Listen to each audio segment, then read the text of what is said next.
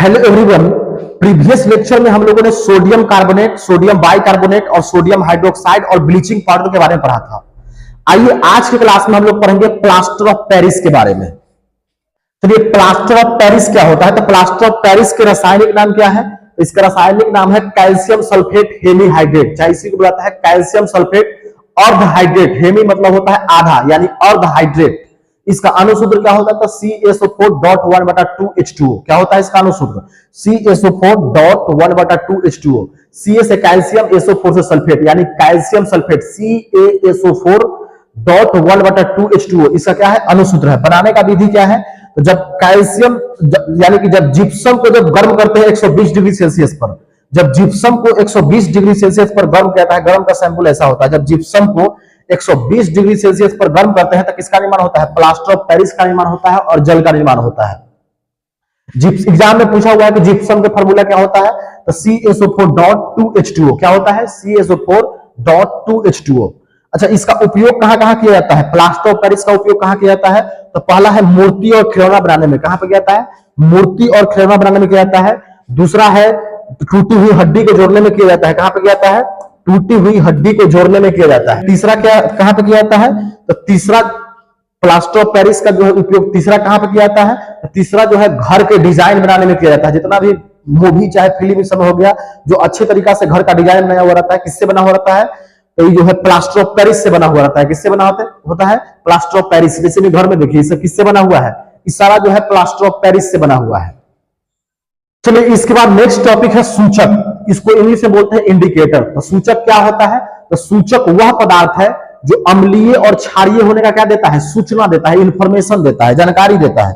सूचक क्या है? तो सूचक वह पदार्थ है जो अम्लीय और क्षारीय होने का सूचना देता है। क्या प्रकार का होता है? तो 3 प्रकार का होता है। पहला है प्राकृतिक सूचक। पहला क्या है? प्राकृतिक सूचक। दूसरा क्या है? तो दूसरा है कृत्रिम सूचक। दूसरा क्या है? कृत्रिम सूचक। पहला है प्राकृतिक सूचक, दूसरा है कृत्रिम सूचक और तीसरा है गंधीय सूचक। तीसरा क्या है? गंधीय सूचक। प्राकृतिक सूचक क्या होता है? तो वैसा सूचक जो पेड़ पौधा से प्राप्त होता हो, यानी प्रकृति से प्राप्त होता हो, पेड़ पौधा से प्राप्त होता हो, उसको क्या बोलते हैं? उसको बोलते हैं प्राकृतिक सूचक, यानी नेचुरल इंडिकेटर। क्या बोलते हैं? Natural indicator. जैसे में एग्जांपल में क्या होगा? लाइकेन। लाइकेन से क्या प्राप्त होता है? तो लिटमस पत्र जो होता है लाइकेन से ही प्राप्त होता है। लाइकेन से क्या प्राप्त होता है? तो लिटमस प्राप्त होता है। हल्दी, फिर पत्ता गोभी, इस सब क्या है? इस सारा जो है प्राकृतिक सूचक है। क्या है? सब प्राकृतिक सूचक। अब इसके बाद देखिए, लाइकेन यानी लिटमस को जब अम्ल में रखते हैं, यानी लिटमस को, नीला लिटमस पत्र को जब अम्ल में रखेंगे तो कैसा हो जाता है? लाल हो जाता है। और जब भस्म में रखते हैं तो कैसा हो जाता है? तो लाल, जो लाल से क्या हो जाएगा? नीला हो जाता है। कैसा हो जाता है? नीला हो जाता है। हल्दी को जब अम्ल में रखेंगे तो कैसा हो जाएगा? पीला हो जाता है। अब भस्म में रखेंगे तो कैसा हो जाएगा? लाल हो जाता है। कैसा हो जाता है? लाल हो जाता है। कृत्रिम सूचक क्या होता है? इसी को बुलाता है संश्लेषित सूचक। क्या बोला जाता है? संश्लेषित सूचक। तो वैसा सूचक जो प्रयोगशाला में बनाया जाता है, यानी कि लेबोरेटरी में बनाया जाता है, वैसा सूचक जो लेबोरेटरी में बनाया जाता है, तो उसको क्या बोलते हैं? उसको बोलते हैं कृत्रिम सूचक। जैसे में फेनोल्फथलीन, मिथाइल ऑरेंज, साबुन, शैम्पू, ये सब क्या है? ये सब जो है क्या है? ये सब है कृत्रिम सूचक, यानी कि मानव के द्वारा बनाया हुआ सूचक है, मानव के द्वारा बनाया हुआ इंडिकेटर है। अब इसके बाद देखिए फेनोल्फथलीन। फेनोल्फथलीन को जब अम्ल में रखते हैं तो कैसा हो जाता है? रंगहीन हो जाता है, यानी कि पानी की तरह हो जाता है। और जब फेनोल्फथलीन को जब क्षार में रखेंगे तो कैसा हो जाएगा? गुलाबी कलर का हो जाता है।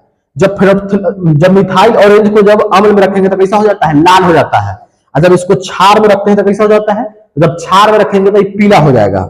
चलिए, गंधीय सूचक क्या होता है? तो वैसा पदार्थ जिसका सुगंध अम्ल और भस्म में बदल जाता है। जिसका सुगंध जो है अम्ल और भस्म में बदल जाता है, तो उसी को क्या बोलते हैं? उसी को बोलते हैं गंधीय सूचक। बोलेंगे वैसा पदार्थ जिसका सुगंध जो है अम्ल और भस्म में बदल जाता है, तो उसको क्या बोलेंगे? उसको बोलते हैं गंधीय सूचक। एग्जाम्पल में देखिए, पहला है प्याज का रस, दूसरा है वेनिला, तीसरा है लौंग का तेल। जब प्याज के रस को जब अम्ल में रखेंगे तो कैसा गंध होगा? इसका तीक्ष्ण गंध होगा, मतलब बहुत ज्यादा बदबू मारेगा। फिर इसके बाद प्याज के रस को जब अम्ल में रखेंगे, भस्म में रखेंगे तो कैसा गंध होगा? कोई गंध नहीं होगा। फिर वेनिला को जब अम्ल में रखेंगे तो कैसा गंध होगा? समान रहेगा। इसमें भस्म में कोई गंध नहीं होगा। फिर इसके बाद लौंग के तेल को जब अम्ल में रखेंगे तो कैसा होगा इसका स्वाद? तो इसका जो है समान रहेगा। कैसा रहेगा? समान रहेगा। और भस्म में रखेंगे तो कोई गंध नहीं होगा।